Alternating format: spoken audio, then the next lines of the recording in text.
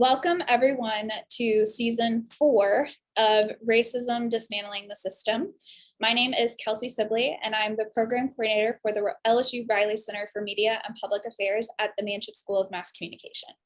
We are so pleased to be able to present this series in partnership with Southern University's Nelson Mandela College of Government and Social Sciences, the Louisiana Budget Project, the NAACP Louisiana State Conference, and the LSU Office of Diversity, Equity, and Inclusion. Before we get started, I'd like to go over a few housekeeping points. First, we have muted everyone except for our panelists and our moderator. If you have questions, please submit those down below using the chat function in the bottom panel of your screen. You can submit those throughout, and we will reserve some time at the end of today's discussion to get to those. And now I'm actually going to turn it over to Devontae Lewis, Director of Public Affairs and Outreach at the Louisiana Budget Project, to introduce today's conversation and to give us a little bit of background on today's episode. So, Devontae, I will hand it over to you. Thank you so much, Kelsey. As she mentioned, I'm Devontae Lewis. I'm the Director of Public Affairs and Outreach at the Louisiana Budget Project, one of the partners on this series. And I would like to thank you all for joining us today. As Kelsey mentioned, this is our 4th season, and we're very excited about racism, dismantling the system, with LSU's Riley Center and our fellow change-making organizations, the NAACP, Louisiana Chapter, Southern University's Mandela School of Government, as well as the LSU Diversity Office. Today's episode comes as a continuation of our work to amplify the voices of community advocates, academics, journalists, and more working for social justice in our nation and beyond. Activism is defined as the policy or action of using vigorous campaigning to bring about political or social change. Across history, the fight of social justice has carried many faces, from the earliest days of the Student Nonviolent Coordinating Committee in the Civil Rights Movement to today's Black Lives Matter movement. Young people and youth have played a predominant role in progressing our civil rights and in these discussions. Our panel today will explore the generational differences in how these movements were able to push forward changes. So today, our moderator for this conversation, we are pleased to welcome and have Kennedy Smith, a second-year master's student in the Manship School focusing on strategic communication. She graduated from the University of New Hampshire, where she got her bachelor's degree in journalism with a minor in communication. And at LSU, she co-founded the Black Women's Graduate Collective that helps provide a community for Black women graduate students at LSU. We are so honored to have you, Kennedy, and I will turn it over to you to guide this wonderful conversation. Thank you so much, Devontae. So we've got a great panel here today to dig into these issues. Panelists, I'll come to each of you to briefly introduce yourself and to share with us what activism means to you. So we'll start with Dr. Cabello. Hi, everybody, and thank you so much, Kelsey, Devontae, and Kennedy for the invitation. It's really a pleasure to be here. My name is Tristan Cabello, and I'm currently the director of the Master of Liberal Arts at Johns Hopkins University. I started my career, I'm an historian by trade. I started as a regular American historian of American social movements. I focused mainly on queer history, and then I branched out. I became much more transnational, and now I do a lot on the conversations between the Black Lives Matter movement in France and the Black Lives Matter movement in the US. And so since the conversation is about generations here, and since I've recently reached the old age of 40, I have to tell you that my understanding of activism has really changed throughout time. You know, in my 20s, I was very much involved into, I used to live in France. I lived in France back in the days, and I was very much involved in unions, in political parties, in the French Communist Party. And I thought that really activism was about knocking on doors and preaching the revolution. Later on, I really thought that my writing and my teaching was how I would become an activist, and now we know a little bit later in life, I thought that bringing concrete changes such as volunteering to help. I'm currently helping immigrants, filling out their visa applications, or working, at the local, Salvation Army, is actually bringing just as much changes than preaching the revolution and teaching. So all of that to say that depending on our ages or where we are in life, we think about activism in very different ways. And I think it's each of those manners, each of those ways to think about activism that actually bring real change. Thank you so much, Dr. Cabello. Next, we have Ms. Mora. Hi, everyone. My name is Sarah. I'm so grateful to be with you all today. A little bit about my story. I started organizing in high school around the rights of high school students in low-income cities, and was able to be part of programs that helped develop the way we saw college and higher education. There's a huge disconnect between low-income students and their ability to see themselves past high school classrooms. And so through being part of these programs, I ended up realizing that I very much wasn't prepared myself for college, and that I was also a DACA recipient, which made me technically, before the government, an undocumented student. Now, when I started community college, I ended up organizing around undocumented students' rights in college, and ended up being a leading voice in the state of New Jersey regarding the rights of undocumented students. And right when I began to speak about my story, I was invited to lead the Pledge of Allegiance before a newly elected governor that was absolutely, including immigrant communities in his plans for policy in the state of New Jersey. But through sharing my story, I found so much more love for the power of the internet and the force and the traction that comes with it, mixed with the power of storytelling. And right after high school, I interviewed the president of Costa Rica and realized that pieces of content related to conversations around undocumented students and families were critical to the internet, because that was the reality of millions of now Americans in the USA. And I created Population Mic. My story starts to go viral, and understanding the importance of my individuality helped me to become a leading voice in the state, and then to dare to see myself in other spaces with storytelling and with using the power of data to disrupt and shift conversations that could then lead to policy changes in spaces like Women's March Youth. And so it's an honor to be here, though, because I just turned 25 and I still very much want to go back to college. So being here it gets me so excited to think about when I'm going to be back in college, and the importance of being able to not box myself in, because the break I took was definitely not intentional, but one that came after Trump rescinded DACA. But here we are, and we are here to stay. That's awesome. Thank you for that. And Dr. Kirk. Kennedy, thank you so much. And thanks to everyone for inviting me and allowing me to be on this panel with you. I'm Zachary Kirk, a native of a small town called DeKalb, Mississippi, and a graduate of Mississippi State University. I'm a former public school educator who now works as an educator with a focus on wellness and activism. And really to kind of summarize and talk about what activism means, right? Like, to me, activism, Kennedy, is exactly what you and everyone on this panel is doing every single day. It's what you've done at LSU in creating the organization for minority women. It means to act in the present.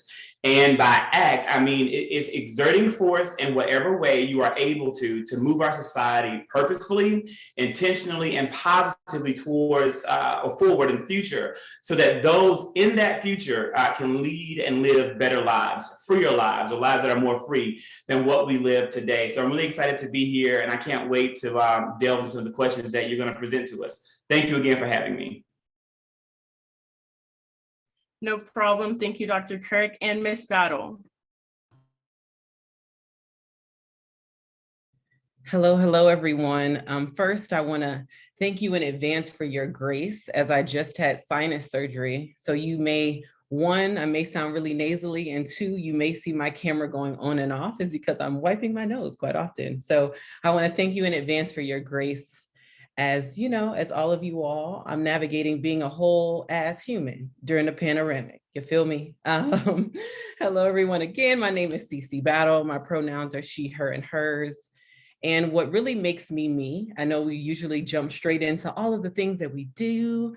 I'm from what you all may not know is the Miccosukee land of the Miccosukee peoples, AKA Miami, Florida, gang, gang, gang. That's really core to my identity. My father is a pastor. My mother is a sign language interpreter. And my oldest uncle was the first Black president of the Teamsters Union for 20 years. And I give you that because it gives you context in terms of what my house was like. Okay, my house was the community house, everybody in everybody's bed, everybody at everyone's dinner table. And that really shaped the way that I see the world and thus activism. I've worn many hats. Right now, I'm a full-time consultant. I started a movement / business called Frolic Culture. Yes, Frolic Culture. As my North Star is I believe that we all deserve a world where we could frolic, and whatever that means, right? Be as free, as bold, as loud, and show up in all of our nuances as much as possible. But in order for us to have that world, it requires us to do individual reflection in order to move us to collective action and liberation. We'll talk about this later, but I used to be the executive director of Young People For, which is the nation's only and largest social impact organization that supports young and youngish change makers. So we were supporting people from, elected officials to, folks turning up on their campuses, to folks who were EDs, all of those things, giving them the tools and the resources they need. And I also support right now individuals and organizations who want to create better worlds with the framework that I created called White Supremacy Rehab. So in terms of what does activism mean to me, I'm gonna keep it 100 with y'all. My personality is very tell it what it is. I don't really agree with the way that we think about activism. And for me, it's because the way that we've been socialized is through the lens of individualism. And in my work and in my experience, individualism is a core part of white supremacy, right? It says that I pull myself up. If I do this, things will be better. And I don't believe in that. But in the context of this conversation, I believe that activism in the way that we should think about it is individual action for the purpose of collective solidarity and action with the North Star of collective liberation. And for me, that is why I use the word organizer. So if you see me describe myself, I'm a strategist, I'm a social impact organizer, because for me, the currency is always the power of the people. And if we're talking about freedom, if we're talking about justice, it's for the people. And I think that as we, have this conversation, and I'm sure these amazing esteemed panelists would, help to robust, bring forth this conversation, is activism is not about us, it's about the other. So we first have to ground our tweets, our actions, our YouTubes, all of that, our sit-ins with the goal of collective liberation. So that's what it means to me. And I'm so excited to be here. Thank you so much, Kendi. Awesome. Thank you so much for that. And nice to meet every one of you. So we'll get started with our questions. Dr. Cabello, I'll start with you. So you studied social movements, both in France and the US. Can you give us a brief background on the shifts that we've seen in activism and social movements over the past few decades? Sure. So I go back all the way to the 1980s. To me, the first really big change in social movements was the creation of ACT UP in the late 1980s. If you remember, ACT UP also was fighting for the rights of patients with AIDS or people who were impacted by HIV. And the events that they were creating at the time were, before social media existed, very much social media oriented. They were throwing fake blood at the FDA, at the pharmaceuticals headquarters. And also what you read in the transcript of those meetings that were happening, at ACT UP New York or all over the country, actually, even in France, this is where like conversations about intersectionality actually started before the word was even coined, and people there, started to think in terms of being impacted by HIV through multiple, systems of power. And so, to me, that was really one of the movements, and you see the influence of this movement, all the way until Black Lives. Second big movement for me was Occupy, and Occupy was in New York, at least, very much, white dominated. It was not a very much diverse movement, but it was very different in other towns, and it was very different also internationally. It was a very, yet here again, intersectional movement. It was a movement that spread all the way to, the Arab world. I mean, it's really, it really influenced, the Arab Spring. And then there's, it's no question to me, it makes no doubt that really Black Lives Matter is the big movement of our time. Two events here, since we're talking about generation gaps. In Ferguson in 2015, you remember, I mean, this is where all those young people, those young activists emerged, and we saw them for the very first time on TV, on CNN. We had never seen them before. And if you remember well, Al Sharpton, Jesse Jackson, they come to Ferguson, maybe a week after the unrest has started. And they're not very welcome. They're not very welcome by the young generation. For what reason? Because they're not really, operating on the same framework. They're here to make sure that those young activists register to vote. This is what Al Sharpton does, and Jesse Jackson, is actually asked to leave some of those meetings. So there's a tension here, but in the end, they find a way to get along, and they find a way to make sure that everybody has a voice, and they realize that all those forms of activists actually matter. The second event is the death of George Floyd. And I'm still not quite sure, what was very telling to me, what was very surprising is, contrary to Ferguson, contrary even to Trayvon Martin, this spread out internationally. And so I had friends in France, who were demonstrating, against the death of George Floyd. And so that was, I'm still trying to make sense of this. I don't know if this was because that happened, right after COVID. That happened right after, most of the nations, in Europe and in America, were under lockdown, and that COVID, really brought out, the fact that we were impacted by those system of powers, and that and that eventually could kill us, literally, that we were not able to breathe anymore. And so those are really like the four really major shifts, that I see in the past 30 years. Thank you, Dr. Cabello. And so, Ms. Battle, you talked a little bit about this in your introduction. You said you spent time as the executive director of Young People For, and you have a deep understanding of the power of youth to make change. Can you speak to how we've historically seen movements started and powered by youth become the impetus for major social change? Thank you for that, Kennedy. I know we can talk about a lot of things, right? When we think of youth movement, sometimes we think of SNCC, sometimes we think of the labor movement, sometimes we think of farm workers, right? I would venture to say, and from my experience, I speak from the I, most of the movements that we know today have always been started by young people. Why? Young people are usually seen as the rebel rousers, right? They speak their mind. They haven't had as much time to be socialized into most of these systems that don't make no sense, right? Two, they're fighting to change material conditions because they're like, yo, that's gonna be me. Like, this isn't the life that I wanna live. But the piece that I don't think that we give enough homage to is the way young people disrupt. It usually starts in the home. I'm sure some of you all who are listening are probably the rebel rousers in your family, right? You're probably the ones calling out grandmama, like, we don't say that no more, grandma, right? Or, hey, mama, we don't say that no more. To give you context, I have 7 siblings. My eldest sibling is 51. My youngest sibling just turned 17. So I joke and say, we are all generations. My mom is 71.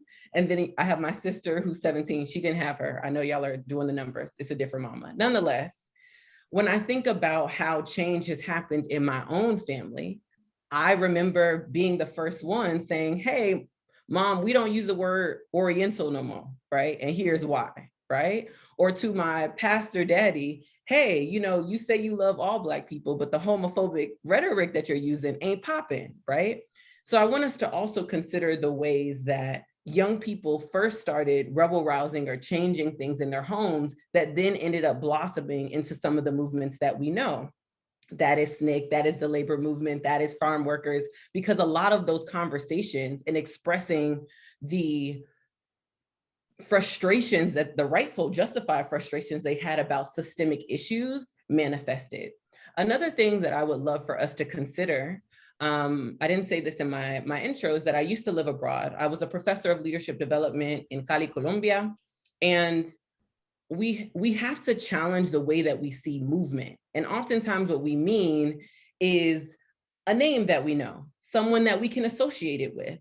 But there are a lot of movements that are happening around the world that, one, don't reach the same quote unquote acclaim, oftentimes because they don't communicate in the same way that our Eurocentric standards require, but often they're doing things on a more quote unquote small level, right? So I want to name and say, and I use it as a reflection to think about in y'all's high schools, why and how was change made, right? In your middle school, why and how was change made?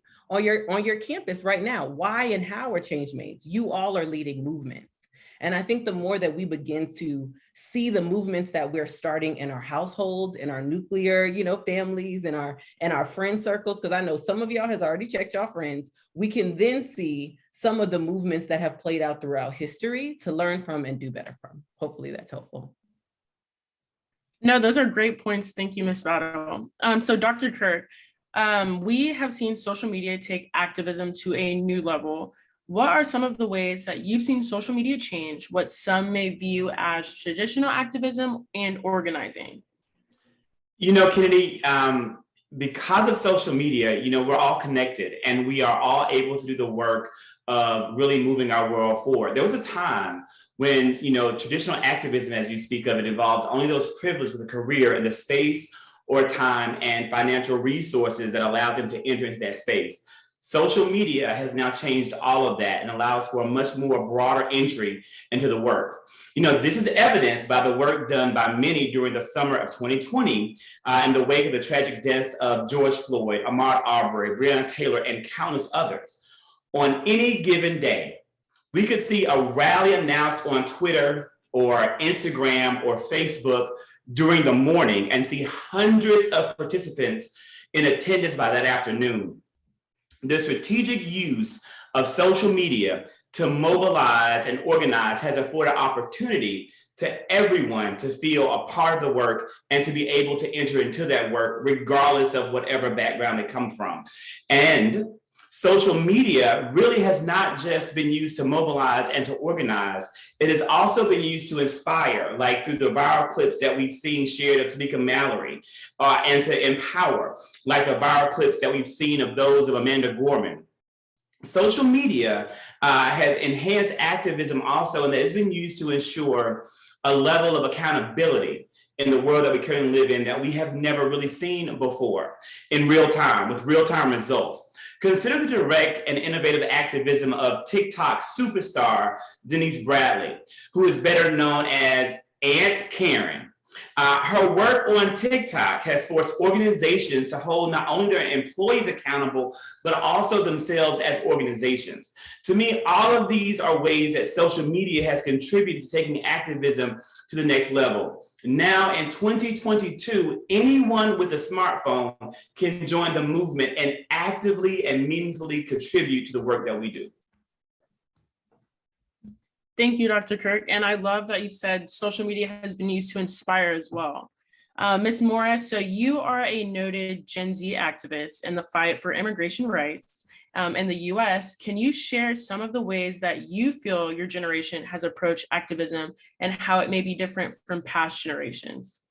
Yeah, for sure. I was actually just talking about this earlier, and I think one of the things that goes unnoticed is the power of decentralizing. As much as movements are a global effort, the power of understanding local spaces as separate existing communities is critical to understanding why elected officials that run for office have to understand the community they're running for example. So I think even just at a local level, new generations are shifting perspective on how anyone that wants to be a leader dares to step on that platform, because you have to understand that individuality and identity of each city to understand what you're going for as a leader. And I think just in the different groups I've been a part of and at a national level, that's what we've seen, right? That the power of decentralizing narrative in media comes from the activists that worry about stressing the needs of local communities, within each city. That isn't something that can be done from only one platform, but has to be done from many different platforms everywhere. And I think that's what the power of the internet is holding right now. That's why the internet's a force, because there has never been a time ever before where everyone has a microphone and where you have the ability to, when given the proper strategy and knowing how to post video, right? That you can share the reality of a block, right? Like the street down the block. So not only in 2020 when COVID started, but before, that was what I fell in love with from growing up in this time, that like, while there's all these negative reasons why the internet is bad, there has also never been a time like before where media is powerful, and like the individuality that everyone feels can be bad if seen from that angle, but can be also great because people understand that no one grew up exactly where the other person did. And even if you grew up in the same city, a specific area you grew up in could be totally different in the way that it's impacted by the politics of that city. So being able to showcase the realities is overwhelming. I think that's something that's also shared by this generation, that everyone feels really overwhelmed, but I think people also feel really inspired for pushing out the need for wellness and the need for, just cherishing and celebrating, your story and not trying to change it for anything, but on the contrary, hugging that reality and owning it when stepping into change-making spaces. So I think there's so much power in Gen Z and in every generation, and there's so much power with the internet, because we understand that its individuality is critical to affecting policy at a national and global level and even state level, but also that individuality brings us together, because then we're getting to meet people who are also fighting for a cause in the other side of the world or the other side of the country. And we realize that this is a global effort, a national effort, a state effort, right? And that we're not alone in this fight for human rights, for migrant rights. So yeah. That's a great answer. Thank you. And I definitely agree with you. And now we're back to Dr. Cabello. Your research has focused on the Black Lives Matter and its global impact, but you've also studied the queer rights movement. Can you share with us how intersectionality plays a role in activism and the fight for social change? Sure. So I feel like, intersectionality has always been around, even though, the term was officially coined in the late 80s. When you think about Huey Newton, leader of the Black Panther Party, writing a letter to its members saying that we should unite with the gay liberation movement, with the women's movement. When you think about Jesse Jackson's, Rainbow Coalitions in the late 70s, where it was all about, uniting the women's movement, feminism, the queer movements, the Latinx movements together in order to have more political power. Or, the string of African-American mayors who were elected in the late 70s, early 80s throughout America. They were all elected on the same platforms, and it was very much an intersectional platform. A lot of people don't remember that the first person who actually advocated at the city level for same-sex unions was an African-American alderman from Chicago who worked with Hal Washington. And so he was elected from the South Side, and you could see, how much not having same-sex unions, were actually impacting people on the South Side of Chicago. And so a lot of this gay rights movement, a lot of those rights for same-sex couples actually came from administrations at the city level that were led by African-American mayors. On the French side, what we are seeing is really a lot of convergence between, for example, a movement like the Yellow Vests. A couple of years ago, right before COVID, there were a lot of demonstrations in Paris. It was basically our Occupy movement. And so people were rebelling against the high cost of living. People could not literally put food on the table. And so what was really surprising at that time is that the Yellow Vest and the Adama Committee being some sort of French Black Lives Matter movement, even though it's not completely aligned with the Black Lives Matter movement in the US, but basically an anti-racist movement, joined forces, where to start with, there were not all that much in common between them. I mean, one was a very much rural, very white dominated movement, and the other one was an urban, a Black dominated movement, and they work together, and they have a chapter where they work together. And so my thing here is I think intersectionality was always there, and it's translating internationally too. Thank you, Dr. Cabello. So Ms. Battle, we have talked a lot about the history of activism, but we know that with protests and calls for change, the biggest indicator of success is actually policy change. Can you briefly go into how we can shift from protest to policy when we look at activism in the broader lens of sustainable social change? Okay. May I expand the question a little bit? I can give my reaction, but is it okay? Can I give a little Is that all right?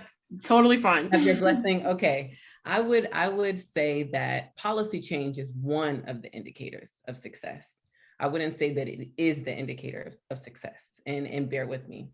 From my experience and also studying history, one of my favorite movements of all time, which definitely fell short, is the Black Panther Party, right? One of their key principles was about education and educating the people. I just watched, if y'all have not seen it, one of the Fred Hampton documentaries, but the one on HBO is amazing.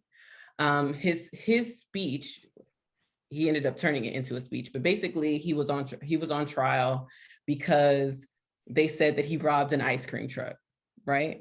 He robbed an ice cream truck and took all of these 710 ice cream bars and gave them to the people, right? And they were trying to put him in jail for 20 years. I'm giving you this context so when you watch the movie, you can see his closing argument. But essentially, he used his closing argument to educate the people. And one of the principles that he learned from being a part of the Black Panther Party is that education always has to be at the core.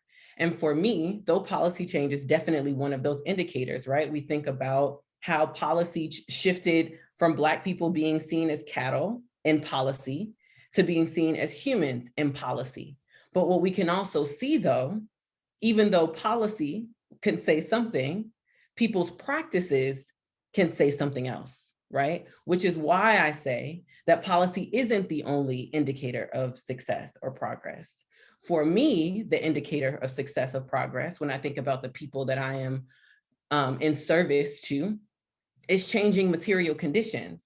Sometimes those material conditions can change through policy, but oftentimes those material conditions change through practice. And the only way to change through practice is to change the person who will be doing those practices. And the only way to change the practices that that person will be doing is to have education for that person. So we can look at, okay, let's look at the women's movement, right? Women's suffrage. I'm a member of Delta Sigma Theta Sorority Incorporated. Ooh, my sorors who are here, right? One of our biggest actions as a sorority was the women's suffrage movement, right? And it was a white-led movement. And it turned up, as it often does, when you get a little melanin in it. You know what I'm saying? A little swag, a little this, right? But the education, when we think about white feminism, there were no conversations about, hey, I'm a woman, but I'm also Black, and my Blackness is just as important, right? That was not something that was discussed. That was something that was not a part of the politic. So though there were policy changes that movement started, the practices of the people remain the same. So when we think about our lives, right, there's good policy. There's a lot of great policy, but it can be leveraged. It can still be used to cause harm. It can still be used, in fact, to block changing the material conditions of people. So for me, when I think about how can we shift, what can we be doing? And this is something that Maura, you talked about it, fam. You did this, right? Using content as an education piece, using content as conversation starters, so that our own politic, the way that we see the world, the lenses that we use to make decisions, that begins to shift, so that we can couple great policy with great practices. I'll give you my last example. I mentioned in my introduction that I support leaders and organizations. I do D&I work, right? But often what that ends up being, and this is why my framework is called White Supremacy Rehab, is creating spaces for leaders to unlearn the ways that we embody white supremacy that gets in the way of our North Star of diversity, equity, and inclusion. Because me, as a Black person, I'm cis, I'm Black, I'm straight-ish, whatever that means, right? I can also manifest harmful things. I can be an agent of exclusion. I can be an agent of white supremacy, even if there are great policies at my work organization, even if there's great policies at my school. But me, as in the policy, manipulator through my practices, I can decide if I'm going to make things positive or negative, right? And I may not even be aware of those things. So for us, as we're thinking about, out of all of you all who I'm sure, because you're here, see yourself as an activist or an organizer, or whatever labels you so choose, I would challenge you to consider, how are you educating the people that you're trying to serve or advocate for? How are they included? How do they have an opportunity to interact with what you're saying is an issue, right? Because what happens if me, as the activist who has 1 million followers, if I pass away? What happens? And we saw some of that with some of the leaders, right? When the head was gone, the keeper of that knowledge, that momentum, that charisma is gone, then what happens to the movement? So is it a movement for you, or is it a movement for the people? And if it's in a movement for the people have to have access to information, not just the information that moves you on your agenda, but information so that they themselves can begin to transform themselves. So that's how I think we can begin to shift. Yeah, no, that's definitely something to think about. And Dr. Kirk, I saw you nodding your head. Do you have anything to add to that? I think that was a beautiful breakdown. And I really, really, I was sitting here just taking some really great notes and some things I'm going to look up. I can't wait to get into my HBO Max subscription to look at this new documentary of Fred Hampton, to see and learn, more about exactly what, was just shared by Dr. Battle. I really appreciate it. Thank you so much for sharing it.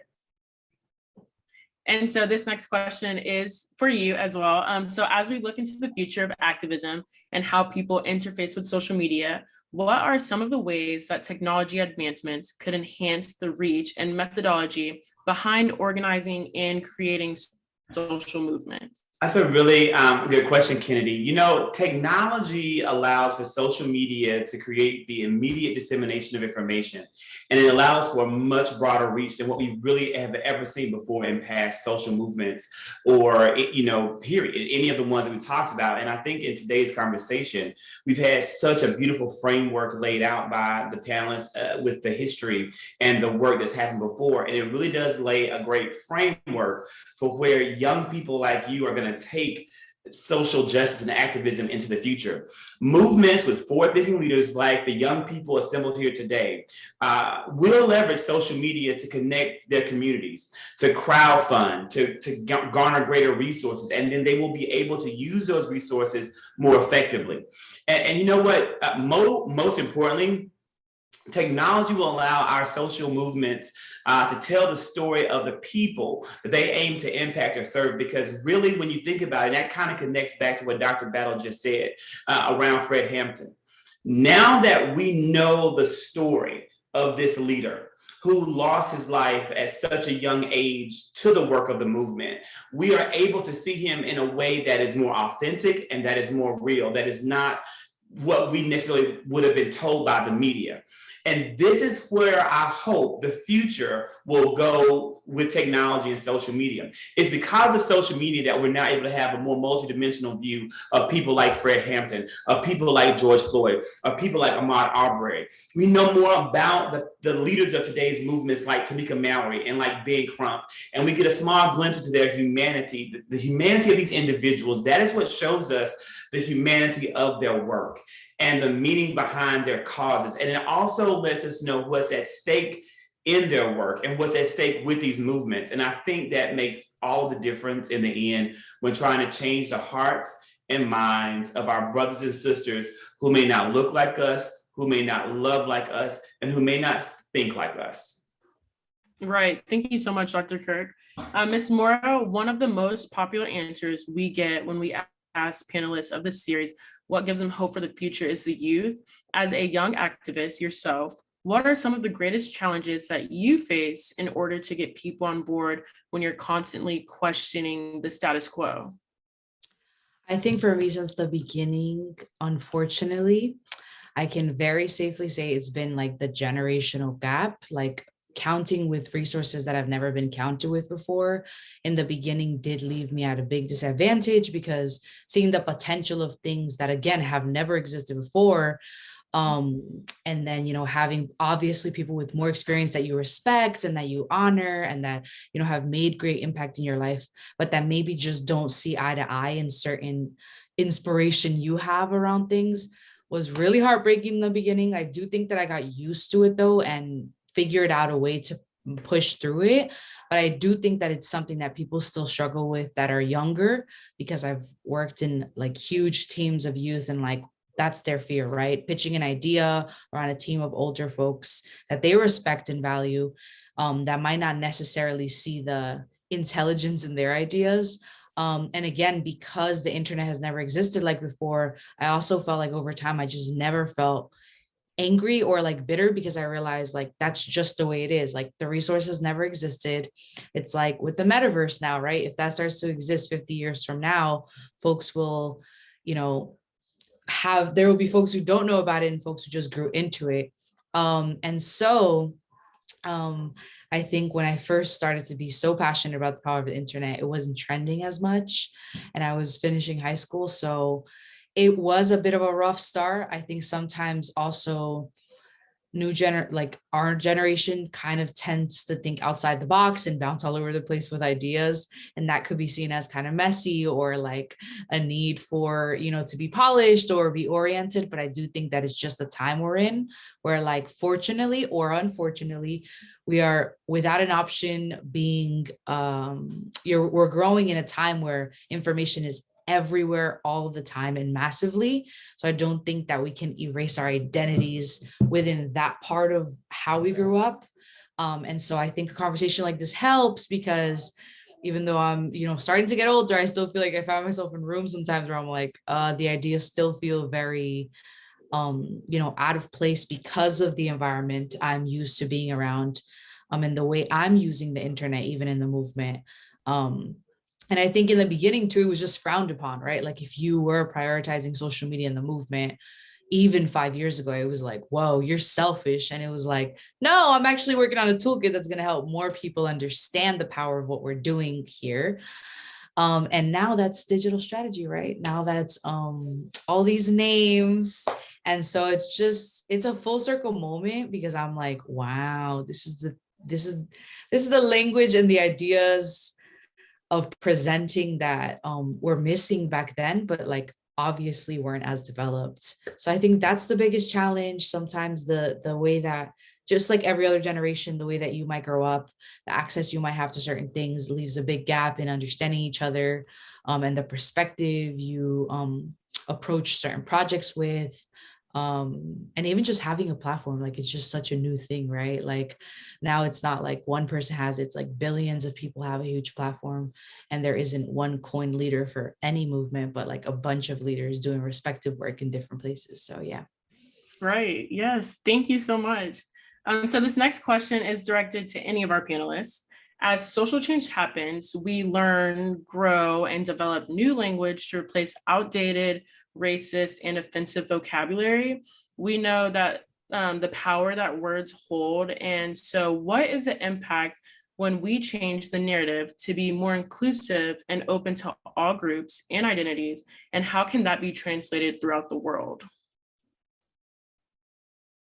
I'll kind of jump in first with, maybe not even a real answer to the question, but kind of a, caveat, right? Because this is something that I've seen a lot on social media from young people. And, some would call it gatekeeping.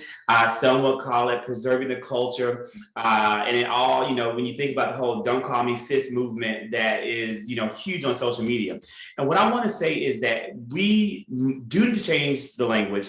This needs to happen all across the world for things that are hurtful or offensive, but we also have to understand and exercise a level of understanding for those who are maybe some of the offenders. And that's kind of a level of empathy that I'm not always seeing. And I just want to add that piece in there, right? Their words have that they're offensive. It's time to put them to rest. They're outdated, they're archaic, and they're not appropriate. They never were. But they are, and that's because we understand that, or because we're hurt by that, or that we're at a level of education, which is also a privilege that others may not have. So I just wanted to add that piece in that, it's something that's been, kind of heavy on my heart, that this type of change takes time. And we're never going to get to the end goal if we don't all go there together. And that takes a lot of critical conversations. It takes a lot of understanding, and it takes a lot of empathy. And it's tough. It's tough. If I can jump in, so radical reflection is one of my core principles. So I'm going to leave you all with a couple reflection questions, right, to help you dig and to answer this question. Because oftentimes when people ask me questions, I give them a question because I'm like, you know the answer. Your answer might be different from mine. But in the same vein of thinking about evolving language, with my clients, we call it the living library. We name that, language is changing, but it's also living. As we expand, our language expands, and we should welcome that. And one of my favorite authors, y'all need to go find them, Adrienne Maree Brown, okay? If you've heard of pleasure activism, you know what I'm saying? Like emerging.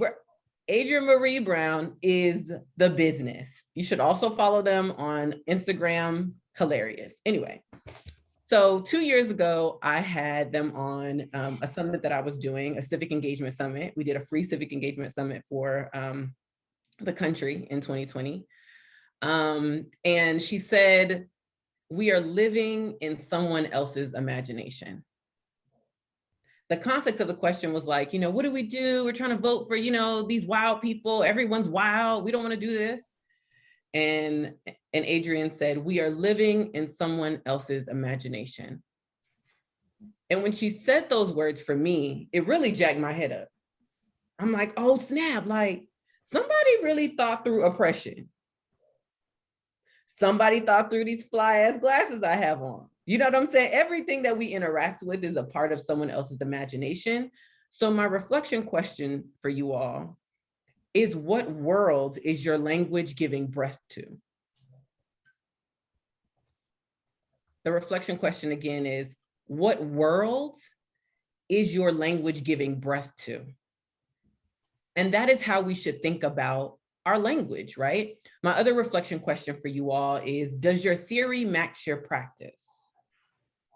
Does your theory match your practice? Because oftentimes when we're talking about language, and I get this, again, I told you about my family and it's off the chain and it's a lot of languages, okay? It's a lot of barriers sometimes. And oftentimes, I've gotten resistance. I remember when we first started talking about pronouns, I'm from the South, and whatever y'all say, Miami's the South, don't come for me. I will show y'all some maps, okay? And I will have y'all talk to my grandmama them. It's the South, right? And in the South, you know, some things haven't made it to the surface yet. And I remember having conversations about pronouns and getting so much pushback, like, we don't do that here, we in the South, whatever, even pushback from people in my family. And what my offering to them was, I said, remember, and this is to my mother, full transparency, don't tell her. I said, remember grandmama, she was born a Negro and died colored. These are legal documents. We've seen the shift. So don't tell me that language can't change, right? What usually folks are saying is that you are uncomfortable that this language is changing. And oftentimes the language change is coming from folks who don't have access to the same power as you. And you feel some type of way. Your power and your comfort is being threatened. So I give you those reflection questions, and I reflect this back to you to say, push back, because language needs to change. It has to change because our language creates culture. And as we know, and we can see this, the globalization of everything, culture travels. When I lived in Colombia, there were people saying, yes, in Colombia, right? Work me. Hello, culture travels. So it is our responsibility. It is our responsibility to give breath using our language to the worlds that we want to create. That's awesome. And I love your reflection questions. So thank you so much for that. Dr. Cabello or Ms. Mora, do you have anything else to add? Yeah, sure. I just say something also to expand on what Cici was just saying. So we are very lucky to speak English because the English language to me offers, that type of flexibility and creativity that sometimes other languages do not offer. And so, for example, this past month, a very famous French dictionary put a neutral pronoun in its list of official words now. And so before that, in French, you only had, feminine and masculine, and those were the two genders that were available to you. And so it works very well. It works, and so that was really difficult for people to even understand what that was about, because in French, you cannot say, he is beautiful, she's beautiful, they are beautiful. Beautiful doesn't change. But in French, you have to agree the adjective with the pronoun, and so everything has to change. And then you don't, since you have only two genders, you have to invent a third declination. And so that means that beautiful should be beautiful in the feminine, beautiful in the masculine, beautiful in neutral. And so all of this creates, conversations that we have never had before, and requires a lot of creativity, and sometimes even more, that is required in the English language. And so so I think that those concepts, are definitely traveling, internationally. How we adapt them to each language is sometimes technically difficult. Right. Thank you. Ms. Mora, do you have anything else to add? I was trying to think about how to explain something related to even the word illegal. I think it goes a little deep and it might stretch out the answer, but all in all, I think there is so much work to do. And I mean, even just like trying to push for the change of the use of certain words that identify communities in a ignorant way is something that I think is being done. Like I think was it on applications, government applications, I think it's to some extent illegal was used basically as the main word for immigrants, and that was changed to undocumented, but I don't know if at a national level. So I'm also interested in the power of language and words. And so I think hearing everybody made me think a lot, and I might not have too much to say for this one. Well, thank you all for sharing your insights on all of this. And so now our audience has some questions and we'd love to hear y'all's thoughts. So for our first question, both Dr. Kirk and Sarah Moore mentioned the power of the internet and decentralization. According to the most recent studies, anywhere from 7 to 25% of American households do not have reliable internet. How do we reach across this digital divide? Exactly. Yeah. Oh, sorry, you could go first. Well, first and foremost, we need to demand legislation and action from our, elected officials to ensure that broadband access is a guaranteed right of every single person living in this country. We are in 2022, and the fact that we have people living in areas where they are being denied access to not only information, but education is criminal. I applaud the efforts of the Biden administration. And, our congressional Democrats are putting the work into trying to pass elements of Build Back Better that would address these infrastructure needs. But the fact that this is being held up in places all across this country and in states all across the South that are not moving this forward, it is, to me, egregious, and it absolutely needs to be addressed. So flat out across the board, that's the answer, is that this shouldn't even exist. Get broadband access universal in the United States of America. Right. Can I chime in? Of course. One of the things that we can do, like for real, listen, is bring people along. And what I mean by this is there are members in my family who don't have access to internet based on where they are, right? My dad's side of the family is from Shreveport, Louisiana. If y'all know Shreveport, y'all know what it is. And if you know outside of Shreveport, you know what it is. We can't put all of our eggs in every basket. And when we think about movements, there was movements before there was the internet. And if we're waiting on people to make better policy, we're never going to be free, right? We save us. So the question is that I have is, I'm sure some of you all know folks personally that don't have access. How are you now becoming the sharer of knowledge and not the keeper or hoarder of knowledge? And this is why I talk about organizing, right? When was the last time you rolled up at your auntie house and you were talking about whatever you saw, right? Or what's happening on your college campus? When was the last time you organized your mama, your daddy, your cousin? Oftentimes we replicate these elitist circles. We get access to this information and then we go with our smart friends.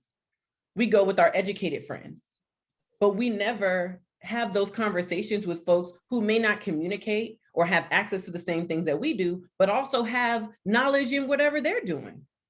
So yes, to address the digital divide is not just waiting on politicians. It's also doing some of the work ourselves. The question for me is, how can we strengthen our own organizing practices so that we are not waiting on the internet?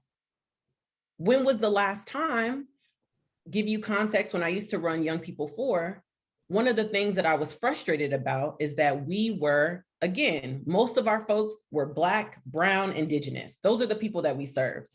And most of them were queer, right?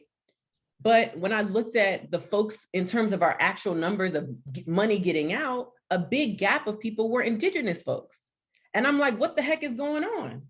So you know what I did as an ED that was not faux pas? I got my behind in a car.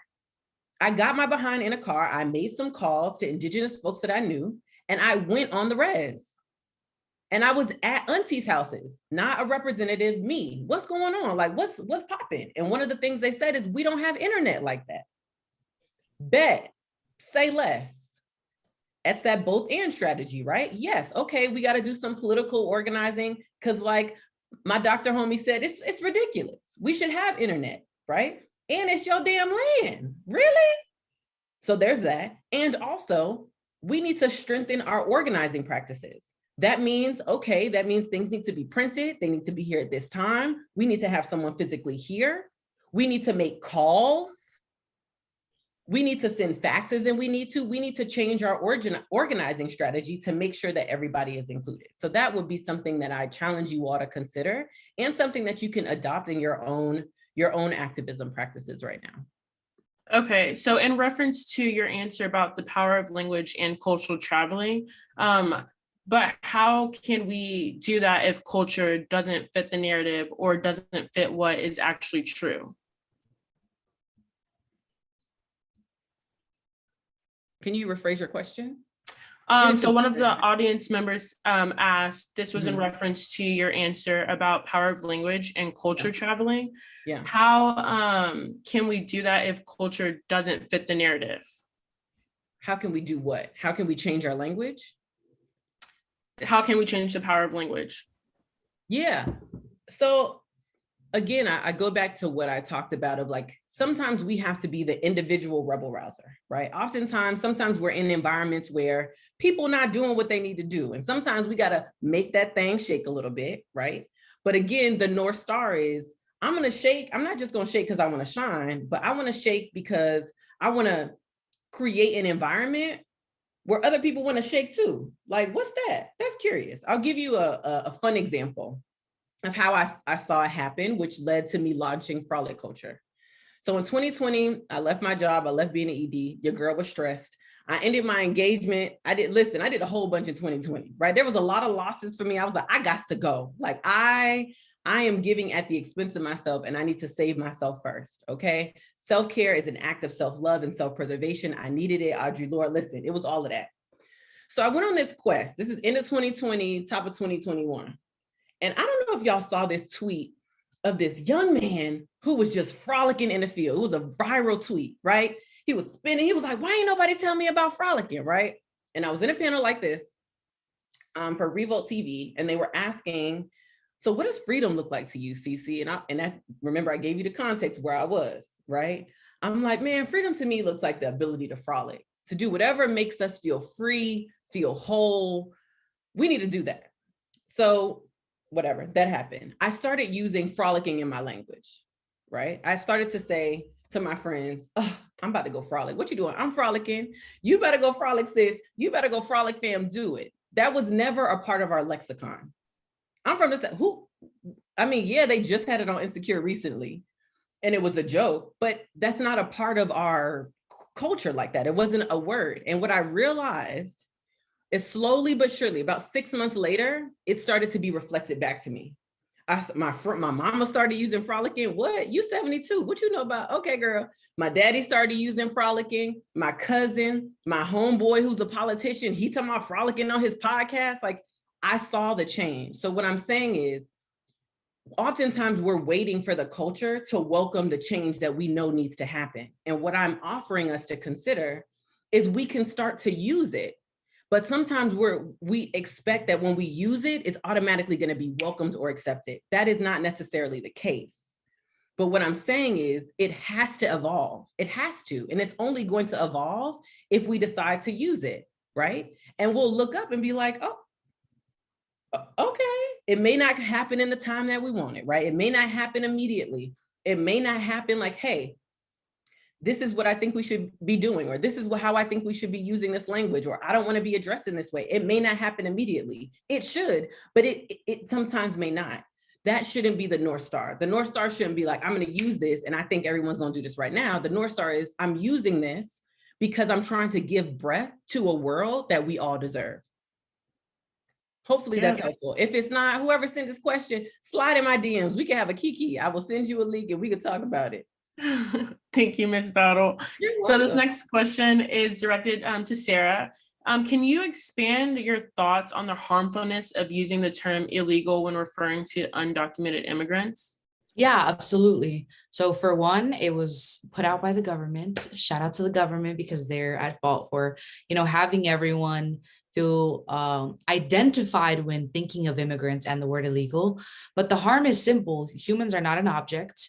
And to, call a whole entire being illegal is simply ignorant, right? It's not a term that can really be backtracked to something that just fully describes a person. And so because that word was put out by the government to describe immigrants for generations, it is seen as most logical by a lot of states, especially ones that are not very progressive when it comes to immigrants. And what's harmful about it is, again, dehumanizing an entire population of people because of legal status. There are so many other terms that can be used, including undocumented, that refer more literally to the legal status of that person and not their entire identity as being invalid of some sort. But I also kind of want to skip back to the question you asked about how we can use the internet or how we can bridge that divide. And I do want to say that, like, working in local orgs and seeing how many stories of undocumented people, and especially young people and older moms and people who didn't even understand English, but would just use their story in the moment. I did want to say that bridging that divide looks like explaining to local orgs and giving them the resources to understand how to use the internet. And I've actually been doing that for 7 years. So obviously it's not about me, but I do think it's important to understand the power of how you and what you do can make the difference. And so I'm launching a program where I'll actually be able to take 10 to 12 organizations and sort of do like a mentorship training program where they're social media strategists, or volunteer strategists, right? Because that's really what it is sometimes, get to have some trainings with me, and I'll equip them with more creative tools on how to put out information, including sometimes even basic things like toolkits. So at a local level, I think there is a great need for funding for social media strategy. And I'm doing it pro bono because I feel like sometimes you just can't wait to have all of the funding. And my hope, though, is that as I continue to do that work officially this year, after 7 years of doing it unofficially, that I'll get a fellowship and I'll inspire other digital strategists to do the same. Like, literally look at your state, where are there organizations that need social media support, take them on 6, right? And then just support, right? And how can you support these portfolios essentially of what social media development looks like for local orgs, to then continue that conversation, right? What does it look like to go into social media strategy for the movement if you're only going into like a Times Magazine internship versus like change making, right? At a local level. And I think how we can bridge that divide is, again, believing in the people who are betting on social media at a local level. And there is a lot of people, whether you believe it or not, that do. You don't want to be vocal about it because it is work that has to be very pushed out for. It doesn't sound as inspirational when you're doing it because it's kind of like, okay, well, you're just creating toolkits, or you're just like creating specific content for this local org, whether it's at your college or at a local organization. But that is the work that long-term helps bridge that gap. And we can't depend on the internet. The day of tomorrow, if the government chooses, they'll shut the internet down everywhere.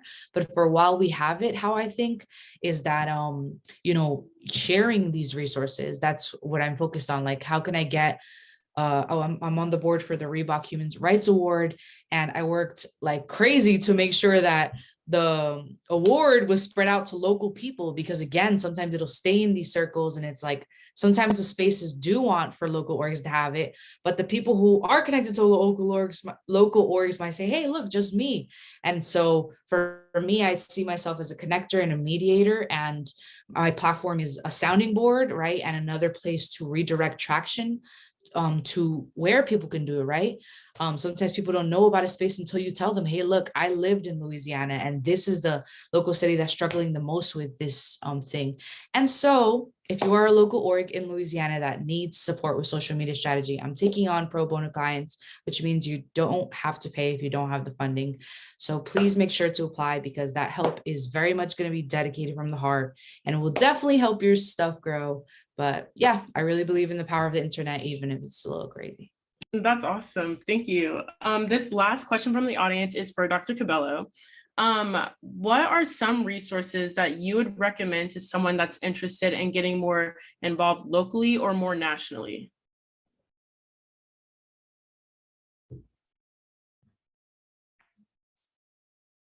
It all depends how you want to get involved. Well, as we talked at length, about this during this panel, you can get involved at your local chapters of local organizations. Nationally, you can get involved in a political party. internationally, you can certainly get involved in those international organizations. I mean, this is very hard to answer actually as a question, but yeah. So there's many ways that you can be involved. Awesome. Thank you all for sharing. And I want to thank everyone for the questions. And so I'll now turn it over to Kelsey. Well, thank you, Kennedy. And I have to say, I have greatly enjoyed everyone's answers to all of these questions. It's been such an amazing panel. For those of you who are familiar with the series and have been with us since the beginning, or maybe since just last season, we do this thing at the end of every episode where we will ask our panelists 2 rapid response questions. And these have become kind of synonymous with our series. And it kind of ends us on a really kind of hopeful note. So our moderators are not excluded from this. So we kind of turn the tables on them and have them answer as well. So Kennedy, I will start with you. Our first rapid response question is, give us one piece of advice that we can take from today's conversation and start implementing in our communities now. I would say a piece of advice would be, don't be afraid to step up and be the change.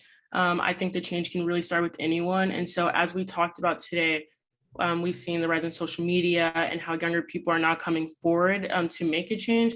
So I think if you feel passionate about something, then do something about it, because you never know what could come out of it. Thank you. Dr. Cabello.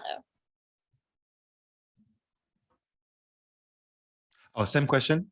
Yes, same question.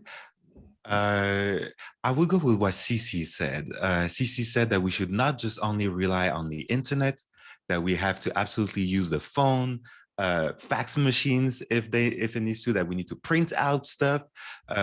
Because as an historian, I think this is essential to preserving also our history. And so I think, and also about being more inclusive and being more equitable, of course. But I would go with that. Do not forget that the internet is not the only tool that you have access to.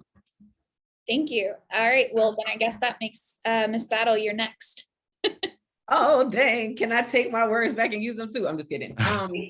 The first thing the thing that I'll say, and I say this all the time when I have the opportunity to be, to sit with folks, is remember that all of this is a scam, meaning all of this was made up, right? And you also have the power to make up whatever you want to make up. And if you're waiting on having your ish together in order to do that, you'll be waiting forever. Because even as fly as these people are, don't they look good? They shop, they done said some great things. They're still figuring it out. And and so am I, right? So I would just challenge you to say, the time is now, and you are the expert of your own experience, and we need your experience to move us to change. Thank you. Dr. Kirk, what about you? The one thing that I'm taking away from this is that, and I want to emphasize, kind of going back to the whole work that I do as a social media influencer, is that everyone out there, you care about something. Something matters to you. You have a passion, whether it's in the realm of social justice or if it's something else. And I urge you to figure out how you can use this moment and capitalize on this momentum to reach a broader audience, to advocate for the thing that it is that you believe in. Yesterday we celebrated the national holiday of the Reverend Dr. Martin Luther King Jr. And he said in his letter to a Birmingham jail, we know through painful experience that freedom is never voluntarily given by the oppressor. It must be demanded by the oppressed. We are right now in 2022 still demanding from the oppressor simple human rights like voting. We are, and so I say that to say, demanding internet access to information and opportunity is a freedom that we deserve and one that we have to fight for. And there's a freedom out there for you, something that you need to fight for, because like Faye Hamer said, none of us are free until all of us are free, and we're not free. So I urge you to use social media or whatever platform is available to you to do the work for what you believe in so that we all can have that freedom. Thank you. And I think, Sarah, you might have to hop out. So if you could give us your really quick answer to that. Yeah. And then we'll let you go. Of course. Well, being that I did share my story pretty early on, literally after high school, about being undocumented and kind of expose myself in a really high degree, I do think that, like, don't let fear stop you. And even though sometimes, like, you might feel like you need more support on a dream, in reality, it's your dream, and goals start to happen the little steps that you start to take towards them. And so I don't know what anybody's story is, but I do know that it is worth it to step outside of the box and to not be afraid to share your opinion, even when it's not the most popular opinion. And I say that because I did grow up in church, and even though it was a church, there was such a very difficult battle with being even more openly supportive of immigrant culture and communities at a local level. So I had to step out of my youth church leader hat, and say, well, that's not what I'm about to do. I'm about to support immigrants, and I'm gonna be real loud about it. And that didn't result in the best thing ever, but it did long term. It's just short term. Sometimes it looks like you lose some and then you win some. And so I love you guys all. Please feel free to reach out. I do respond to every single DM, even though that sounds crazy, but I do. Thank you so much for having me. Thank you again for joining us. And I'm gonna go back to Kennedy for our last final question. And that is, we've had a pretty heavy conversation, but we've also had some really great answers. And I think one of the things we talked about earlier was hope, and the youth giving hope. So that final question is, what gives you hope for our future? I would say I'm hopeful about what this conversation could help people with. I hope this conversation has inspired somebody. And like I mentioned earlier about stepping up and being the change, I hope that someone can take this conversation and think to themselves, you know, I think now is the time that to be the change that I've been hoping for. So I think I'm hopeful. I'm very hopeful for the change that is to come.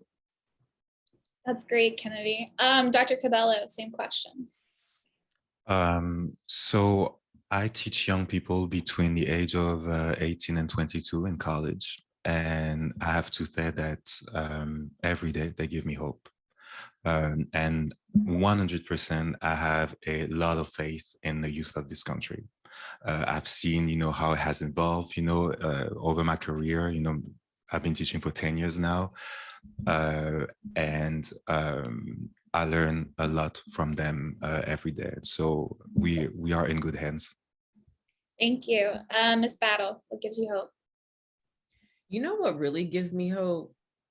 Besides Black women, because Black women save the world, okay? Besides that, millennials, my generation. You know, people confuse us with Gen Z, but we're not. We're like grown in real life, and we realize that this is, you know, being grown is oppressive. But what I'm really hopeful is so many of us are like opting out of the BS. So many of us are quitting. So many of us are saying, nope, I'm not going to do this. And they're writing something different. And the reason why that gives me hope is because Gen Z, let me tell you something. I am ready for Gen Z to turn this up. I am so excited, you know, and I've just seen the different dynamics of millennials being willing to step out the way and be like, you got it. Way more than I've seen Gen X step out the way for us and boomers step out of the way for Gen X. So I'm really excited about that beautiful synergy that's happening. But more importantly, I'm really excited about my generation that's like choosing to create different lives for themselves, which is creating the right stepping stones for Gen Z to just really shake this up. So that's what keeps me hopeful right now. I have to agree, as a fellow millennial, I really, really enjoy seeing everyone kind of prioritizing self-care. Dr. Kirk, what about you? What makes you hopeful? You know, I'm going to take it back to the Zoomers, our Gen Z people, right? Like I am a Zennial, right in between, Gen X and then the millennials. But I really have the faith and confidence in our Zoomers. These young people today are transforming the world at a rapid rate. They are dismantling systems that have stood for centuries. I grew up in rural Mississippi. And I went to Mississippi State University where Confederate statues and Confederate monuments and monuments of the Confederacy had existed. And I saw the Confederate flag fly in my state, my entire life, my home state, my entire life. And it was this generation of young people that demanded change, and they demanded that those monuments fall. They demanded that flag be lowered and taken away and put as a relic where it belongs in the past. And that's the power of young people. And when you look at them having and using the resources of social media effectively, and I'm thinking of social media influencers like the Luncheon Lawyer, I'm thinking of Kima Ali, I'm thinking of Double Minority, I'm thinking of Drew Offulo. These young people are using platforms and creating content quick, easy, but very meaningful to dismantle systems of oppression that have stood for generations. And I really believe that is what gives me hope, and not only hope, but really just full confidence in a much better future for our world. Well, thank you. And thank you again to all of our panelists for joining us for today's conversation. Special thanks again has to go to our partners, Southern University's Nelson Mandela College of Government and Social Sciences, the Louisiana Budget Project, the NAACP State Conference of Louisiana, and the LSU Office of Diversity, Equity, and Inclusion. I also need to definitely special shout out Taylor Barnett, who is the Riley Center's grad assistant, without whom all of this series does not function as smoothly as it appears to all of you watching. So Taylor, big shout out, big thank you. And also another big thank you to Lizzie Shaw, who's one of our undergrad interns who also works on this series and does a lot of our social media. The video recording of this event will be on the Manship School's YouTube channel and accessible via the Riley Center's website, lsurileycenter.com. We will also include resources mentioned in today's conversation and on our website and in the video description in the YouTube box. So that being said, part of my job is to plug our next episode, which is February 22nd, same time, Tuesdays at 3:30 p.m. And it will be, Is the Customer Always Right? Discrimination Experienced by BIPOC Consumers. And this episode will be able to be registered for at lsurileycenter.com. Make sure you follow us to get regular updates about the series and other Riley Center events. We are at Riley Center on Twitter, at LSU Riley Center on Instagram, and Riley Center for Media and Public Affairs on Facebook. Again, thank you so much for joining us. We look forward to seeing you at future events. If you have any questions, please reach out. We would love to chat with you about today's episode or any other questions you have regarding our programming. And again, thank you, Kennedy. I think she did an amazing job. Kennedy is one of our graduate students here at the Manship School, so we love getting to highlight their work. Yeah, thank you all and have a great evening.